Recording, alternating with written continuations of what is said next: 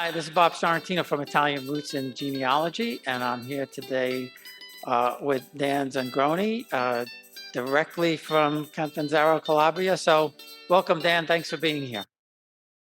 Oh, I'm very happy to be here, Bob. I've been watching some of your podcasts, and it's something I've been involved with for a few years now. So I'm happy to be here. Thanks for having me.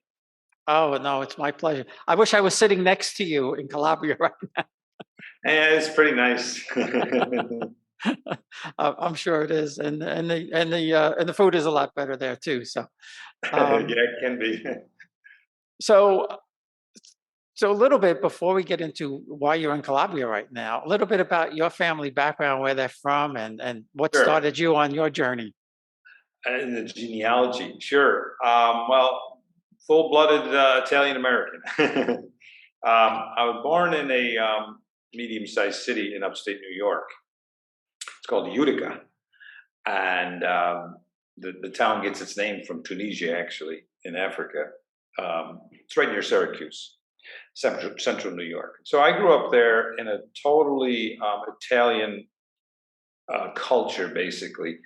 I attended public schools, so I also had a typical American, interaction with children my age, which were whether they were African American or Jewish or English and Irish, and but some first generation, some older generation, of course. But I had a lot of different background of children that I grew up with as far as attending school. But my home life, of course, was full of the Italian background. My grandmother came over in her mother's womb in the boat in about 1908, 1905. So we had the traditional foods and and a lot of the dialect, all Calabrian. And slowly and more recently, I began to realize there was a very large connection to the city I'm in, Cropany, in Catanzaro, Calabria, because a lot of people would follow cousins and friends to the cities in America when they got there. So many from Cropany ended up in Utica. And of course, they started their families there. They had gone there sometimes when they were only teenagers. Found a wife, of course. She was from Cropany too. So there was dialect being spoken around the house. But again, it wasn't for us to learn. My parents were first generation. Actually, more second generation Italian Americans, and very proud to be in this America that what a chicken in every pot. It was the 50s. And everyone, was going to get a house in the backyard, and it was just a great time. Streets were safe for kids and all that.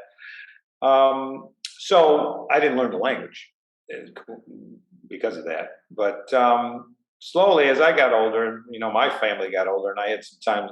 My kids were launched. I had some time on my hands. I started researching. My mom was still going strong at 91.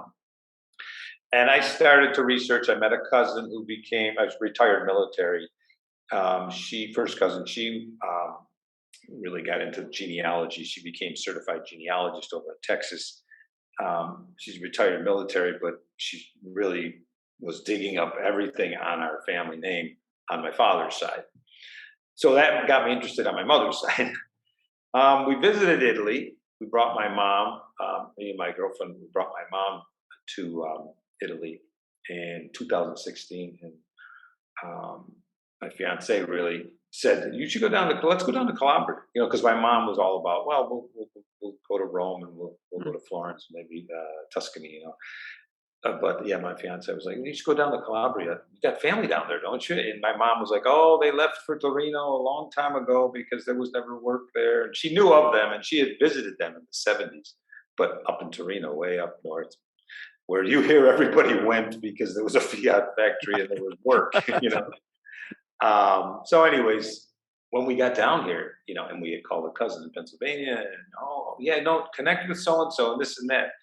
And sure enough, we were greeted by, distant cousins and other family. And we just had a wonderful time. And then we realized we should have put that on the list first, because we only had like 3 days But we really fell in love with the place, and then, of course, realized this is where my mother's grandmother was from, and her grandfather, and so it really struck a chord, you know. And so the fiance and myself, Nancy, we got invited back the next year from some of the family that we had met. They said, "Oh, my son's getting married. No, you should come to the wedding." You know, so we did, and we got an Airbnb. You know, we got a B and B, but then we started looking. Oh, these properties, you know, they're kind of nice. And Yeah. and again, Nancy just was like, I love this place. We should do this. So we started buying a property, you know, and we had some help because one of the distant relatives is a lawyer and helped us with the purchasing of the property. You know, That's great. Yeah, I mean that's just fabulous. We came back with the same thing. We were back. I don't think we were back a day, and we were walking down the street, and we live in a very quiet place in New Jersey, Bradley Beach, and especially in the winter, there's nobody here. The summer people go home and everything. But we were walking down the street, and my wife says, "I can't believe we're back here. We're not there anymore." oh yeah, And, yeah, yeah. and and she says, "I wish we were there." I said, "Be careful of what you ask for." I said, "We may." I said, "I'm ready to Yeah. go. I'll pack up everything and go." Well, I know it seems that way because once you do it a few times, the flight really isn't that bad, and then you realize it's not that hard to get there. I mean, you pay more to go to California from the East Coast. Yeah. So, and the flights nowadays are kind of they're financially feasible, and they're quick, and they're pretty comfortable. So before you know, you can get here pretty easy. I know a lot of people can be interested in this. So how did you find the place? Did you get a real estate? Did you just go traveling around Um, town? Or Well, again, fortunate because we had some family that knew somebody who was planning. They knew that they had moved away north, and they had a place. Now I have two places, but so the first place we bought, they knew that they kind of wanted to get rid of it. It's kind of a beach house down by the sea, so we investigated that, and they were sure enough. They were like, "Yeah, no, we've been trying to sell it." So what was exciting, and we realized, is that there are a lot of places to sell here, but they're also very sleepy little towns that the tourists don't really even come down to Calabria. I mean, let's face it, it's all mostly agriculture, and so there's not a lot of people coming here. It's rare for anybody to say they went there to see the sights. Although I love the sights. the sites are unbelievable there. Yeah, because it's all ancient, Yeah. and it's open, and it's more like archaeological parks. And, everything is more open air type of stuff. The national park, and it's a more natural environment. You could walking on trails, and the old, the rocks and the waterfalls, and of course the sea. The beaches are beautiful over here. Yeah. Nice sandy. um, so, anyways, we went for it. And it's a small place. It's really you're at the beach all day. You go there. You got your bedroom, you got your bathroom, and you got a little sitting room with a kind of a galley kitchen. So we got that. Yeah, first. Right. And so now the second place, you're renovating the second place, correct? Yeah, that's where I am now. You can probably tell it's a little echoey because we don't have all the furniture in it. I don't know. You can hear me okay though, right? I mean, No, you sound good. You sound like, we okay. have a little reverb on your voice, so it sounds really good. Oh, it's better. Okay. Yes, not all the furniture's in. We're waiting for the kitchen to come in, but it's a great place. It overlooks the Casalino Plaza here, which is kind of a public square. But because it's such a sleepy little town, not much happens down there. But it's nice. It's open. There's like 7 churches in the area, and we started about a year ago to really work on it. There happens to be a small apartment attached to it that we now we have the one down by the sea listed as an Airbnb. The other one is not, well, we're just finishing it. Actually, my son is in town. He's down by the sea right now. So, he was in there, and then we have like a main house that has bigger rooms as the sojourner, like the living room with an attached bathroom and a large kitchen, and we have a terrace, and we can go up to the rooftop, and we have a balcony out front, and we have a couple large bedrooms. So it's a lot, but it's it's built to last 1,000 years. So Yeah. it's structurally sound. There's no problems there. It was just upgrading it. Yeah.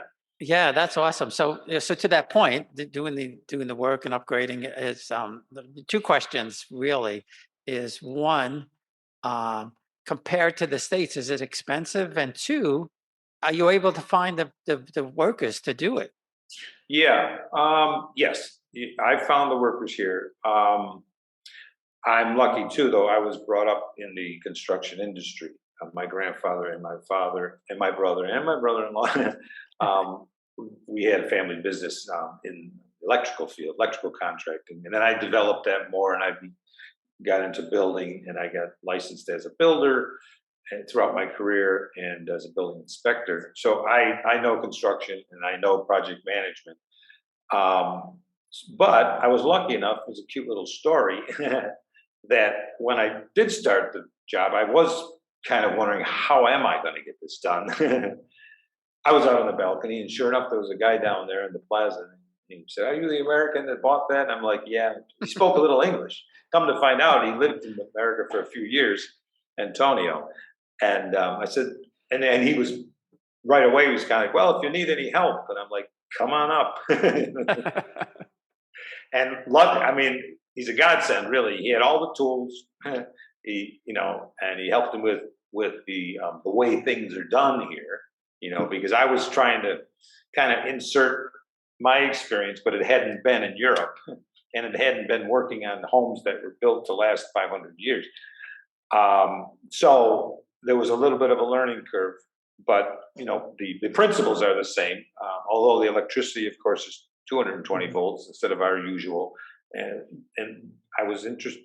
It was kind of surprised to find out all my equipment, whether it was my plumbing, kitchen faucets, and cabinets, and even my tools I was buying, screwdrivers, so much. It's all made in Italy. I mean, they make so much Really? stuff here. All my Wow. electrical equipment, yeah. All my heating and air conditioning. I mean, some of it may be assembled, like a lot of places in China or something, but a lot of Italian goods. And and slowly, Antonio, of course, helped me connect with the hardware store people and other tradesmen around. We needed, some special doors. We wanted to customize a door. We have a kind of a sliding glass door that we decided to put in, and we etched the glass. So we had some nice features. But the expense, I would say no. I would say it's less. It's definitely less. We'll be right back. Experience Italy like never before, traveling with a scheduled group or create your own bespoke tour with friends with philitaly.com. Pack your bags and follow Phil. That's www.philitaly.co.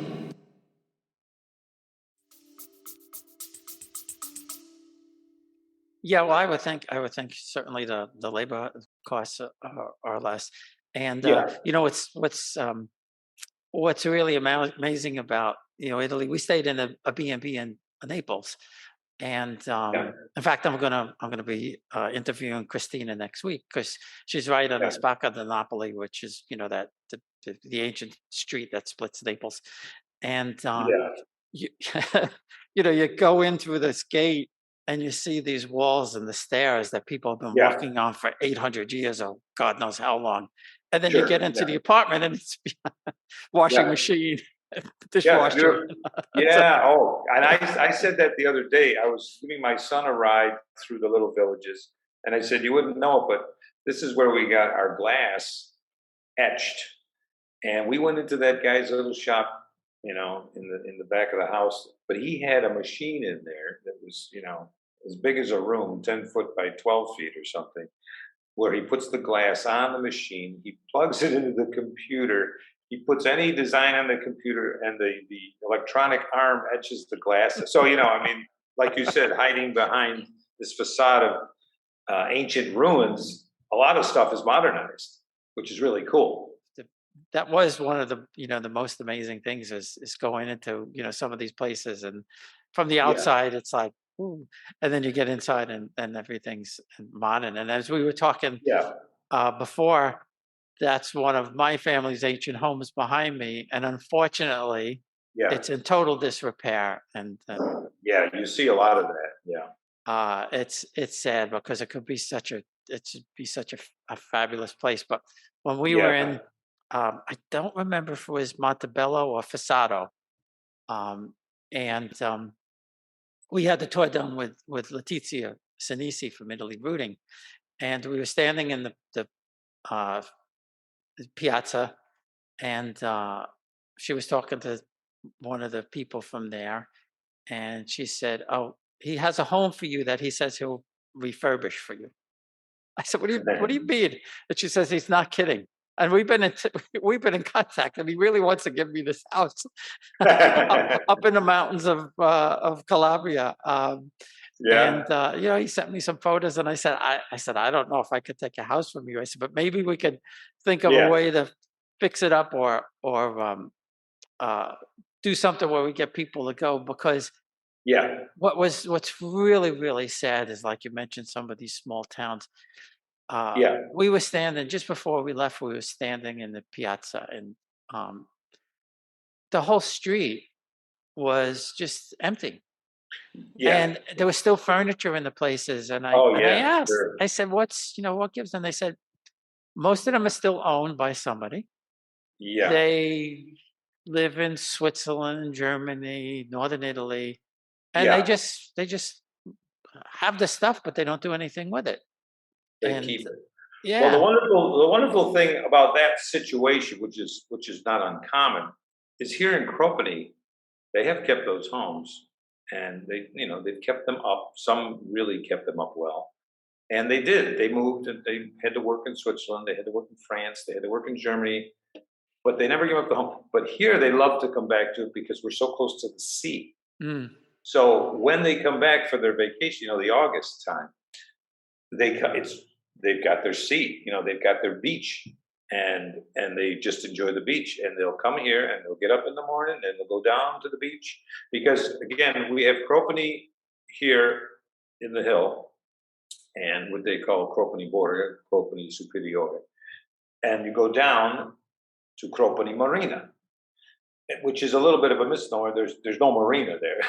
Boats do not pull into there, but it's because it's near the sea, of near the course. And sea. that's where you're going to find, I mean, wonderful restaurants, of course, but you're going to find your supermarkets. You're going to find kind of your hardware stores, some of the stores that mine have everything from clothes to light bulbs to party favors. So and fashion too. There's clothing stores, there's jewelry stores, there's in your medical, there's dentists. The dentists are down there. And what's wonderful is they just 2 years ago they finally finished. It took them probably about 5 years. They finished the road because they used to come up the switchback all the way up Hmm. the hill. Yeah, yeah. Now they were able to straighten the whole thing out. So I get in my car, I'm down there in 10 minutes. Oh, nice. Yeah. Yeah, it's very nice because the other towns that are around, they still have the windy road.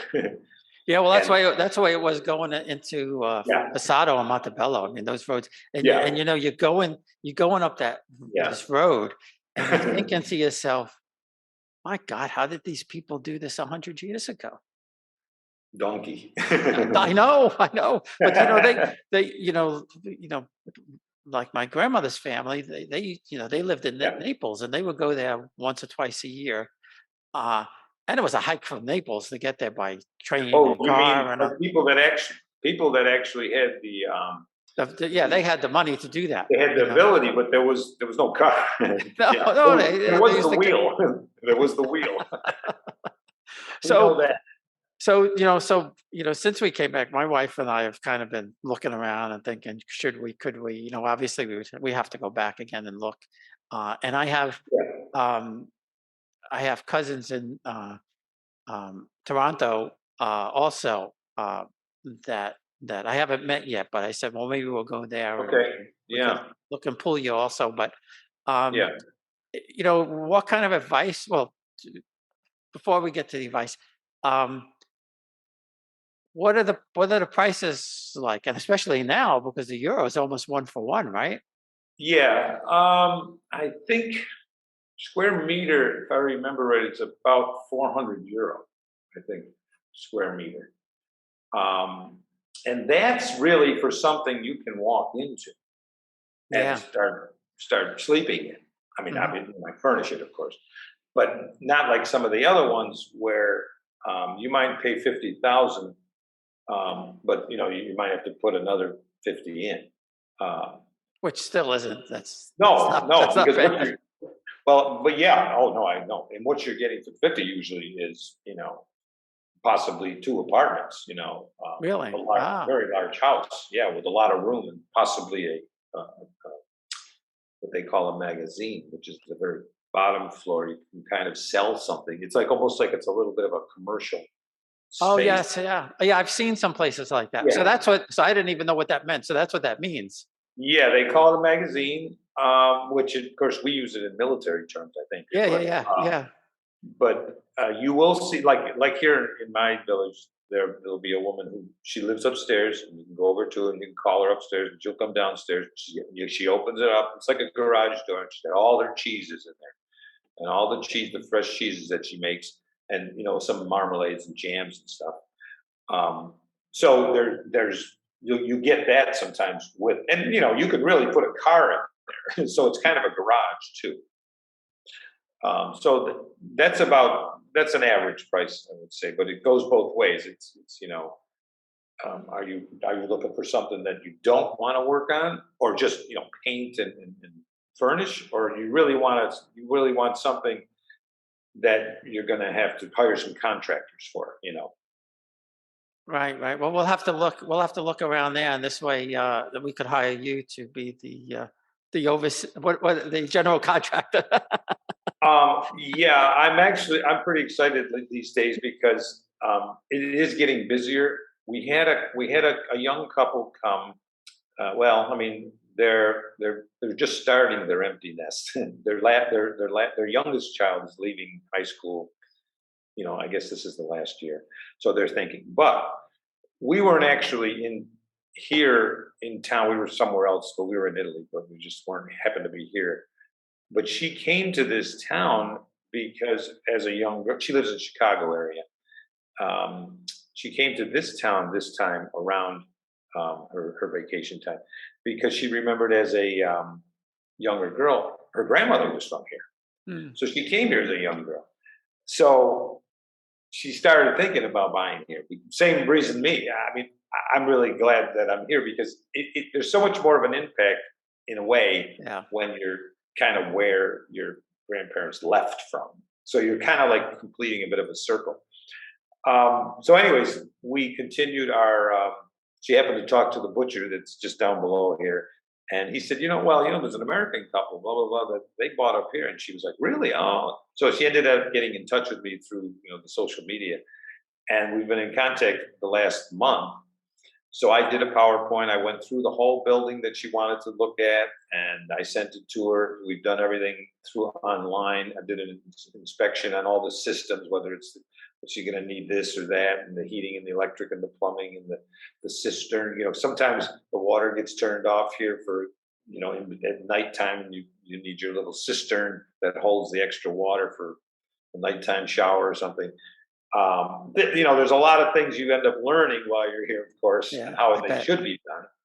So, I did, an inspection for her and some recommendations. And so we're on the trail for that to, purchase that property for them with the help of, the contract. And we have the lawyers here.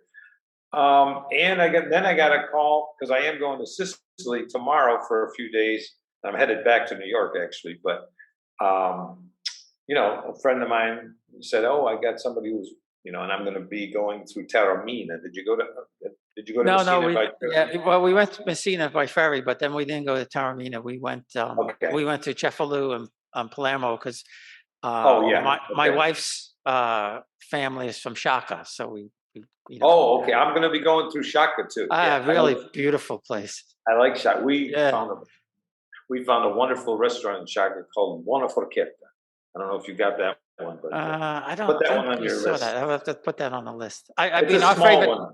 our favorite place of every place that we did, other than, Yeah. the places where we went where the family was, of course, but Sheila was just Oh, yeah, breathtaking. yeah, yeah. Ah, Yeah, I like that place too. Yeah. what an amazing It's place. got the castle. Yeah. Yeah. Yeah, there's just so many wonderful things to do and places to see. And so, and what always rings in my head is what very popular saying here was piano, piano. Just take it easy. You'll get everything in. Don't worry about it. Sta tranquilla. Don't worry about it. And it's a Calabrian thing mostly because they work so close with nature, with the earth, Yeah. and Yeah. they know, and especially some of the people that I know. I'm close with some family and some friends that have the olive oil. I mean, to understand the olive oil, to understand the olive tree, I mean, it's almost mystical. I mean, it's just the way it works with nature, and it's been around for thousands of years, and how oil was just this commodity that was, really life preserving. Well, it was almost But like getting back to yeah, it was almost like salt in a way. It yeah, was like money there yeah. Oh, 200, three absolutely. hundred years ago.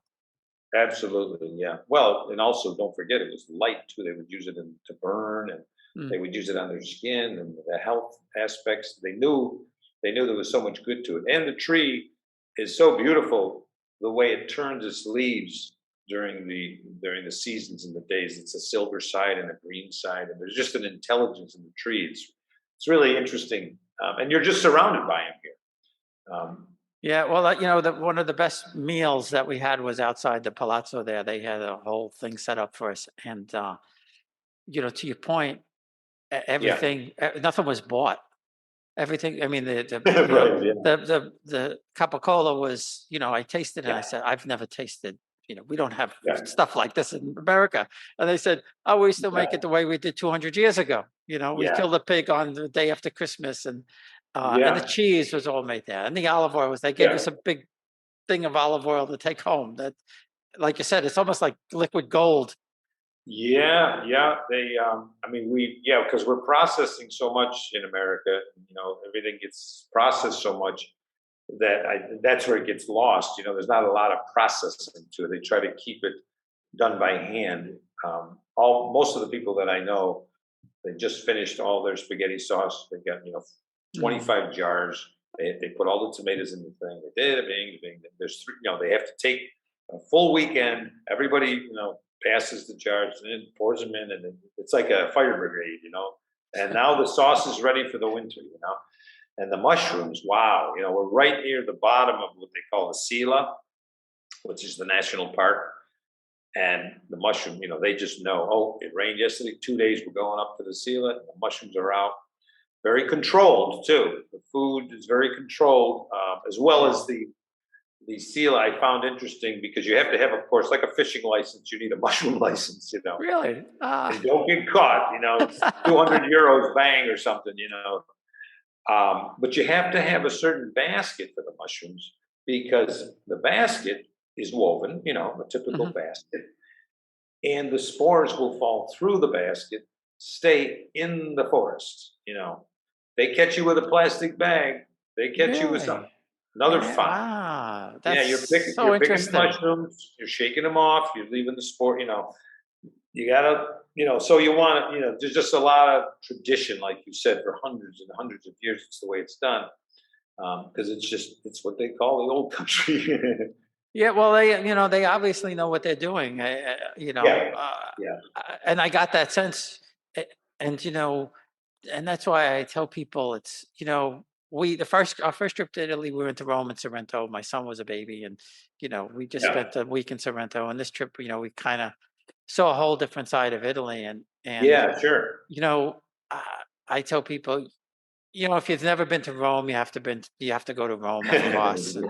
and if we spend any more time there, like lengthy time, maybe we'll go to Florence. But I said to everybody, if you know where your people are from, it's a completely different experience. Yeah, There's yeah, It'll choke you up.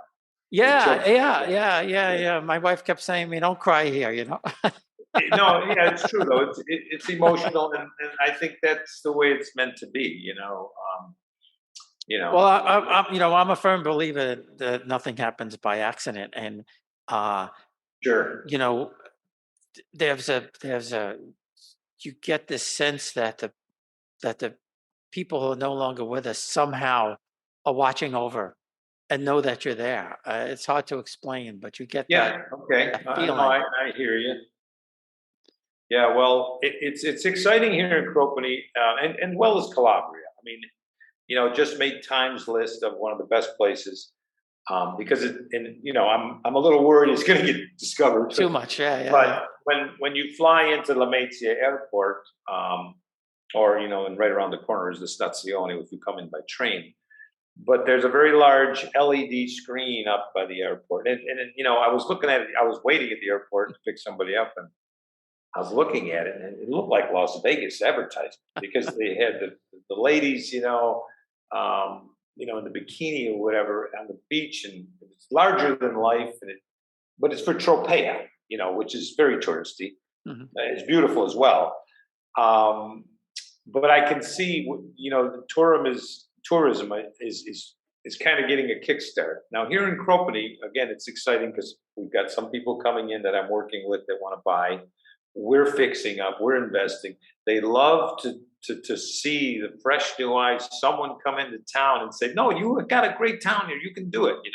Because Yeah. they've been sitting around here. The old men are talking on the park bench every day, all day for the past 15 years, going to get their coffee, and I'm saying so. And that's just natural because that happens anywhere in any town. But there is money coming in. There's announcements here that they did finish the road coming up. They're working on the churches. They're scaffold. They're being restored. Some beautiful churches, frescoes and such. 11th century, 12th century. There's another thing where some family members donated to the city a palazzo, like it was the family compound. Mhm. They had the most money.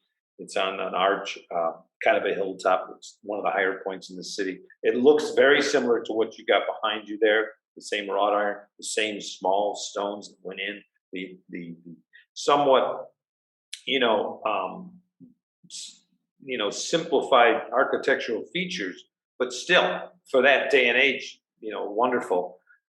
That's supposed to get it refurbished. They want to do kind of a spa tourism center there. So there's Yeah. some exciting things happening. We have a young mayor who's been really pushing things. We had a couple young guys that went down to the beach, took over a place, refurbished it, brought a younger crowd in.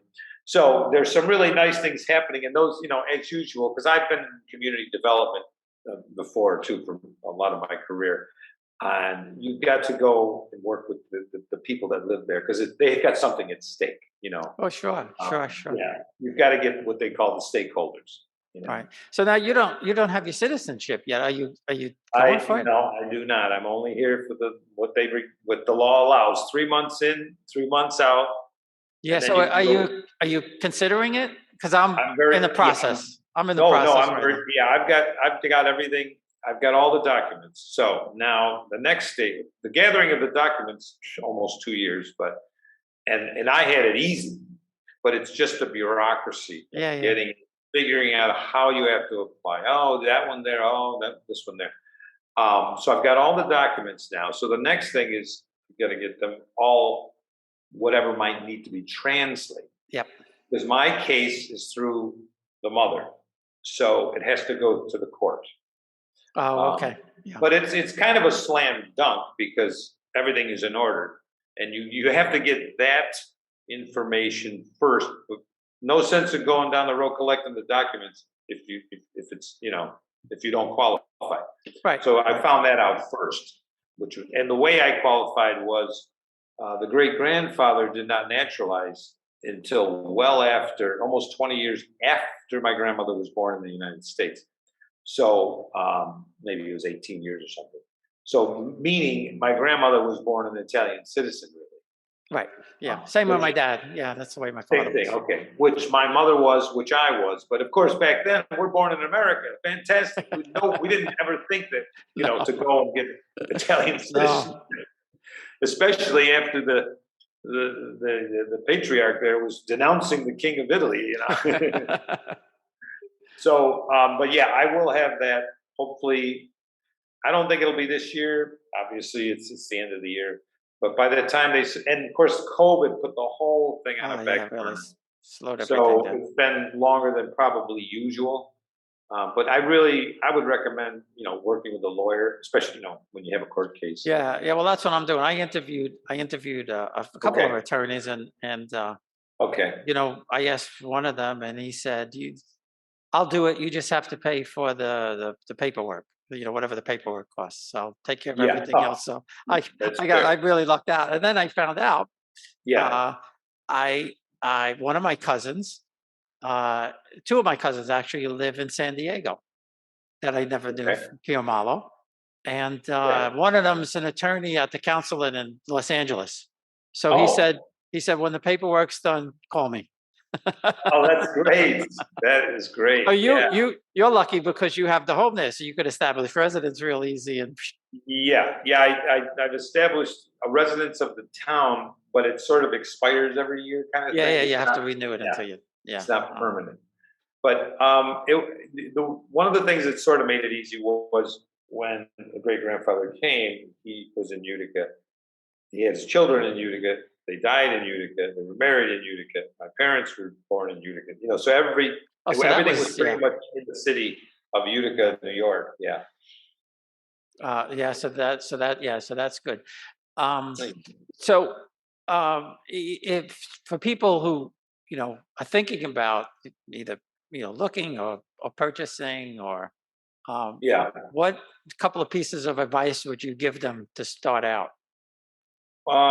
Probably the first thing, um, you got to get your feet on the ground. I would say, do you want to be in the south of Italy?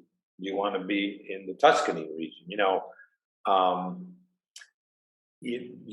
I would think you have to kind of visit a little bit and get some of the ground, get your feet on the ground so that you get an idea. Oh, and of course, there's the reading, and just the due diligence of what the towns are up to. That's yeah, good point. Yeah, that's a good point. If there's kind of a surge like I think we're having here, like I said, we've got a couple people, other people buying. We've got some government funding. Oh, by the way, speaking of government funding, well, I could go on about my project, but that's another. I can get to that. But we take Italian language classes for free here. Oh, nice. We go Oh, right to the school. It's kind of continuing education, adult education classes. They're funded. The teachers are there. They're funded, you know, by the school system and the government. I'm sure public education. So, and of course, we walk to the school. It's like 2 blocks away. And a side note is that school is getting renovated, and they're moving the school next door to my house. How do you like that? Because next door to my house is the old, well, it's a very old elementary school, and then it grew out, and they made the other school probably in the '60s, and it became like City Hall, you mm, know. And now, since I moved here 2 years ago, they said, you know what? City Hall has grown, so they went to another building a few blocks away, refurbished it. So the building next to me, which used to be a school, then it was City Hall, has been empty, which has been nice because I got a lot of parking area. But they just told us at the school last week that they're going to renovate it. So they're going to come over here to this place next to us for the temporary setup. So now I just go right next door to the school. But yeah, it's really, and it's wonderful because, and I had to take a picture the other day because my fiance had gone with the two friends to see another. They were up in Rome. They had come from America, and I said, nobody's going to believe this, but I'm the only student in this class today, and there's 3 Italian teachers speaking to me. 3 beautiful women, too. How do you like that? So I think, I mean, they have some people that have come from Ukraine, because of the war, of course. They have other people that have come from Morocco. One of the young guys that came from Egypt. So there are people that, under certain circumstances, end up near here or nearby.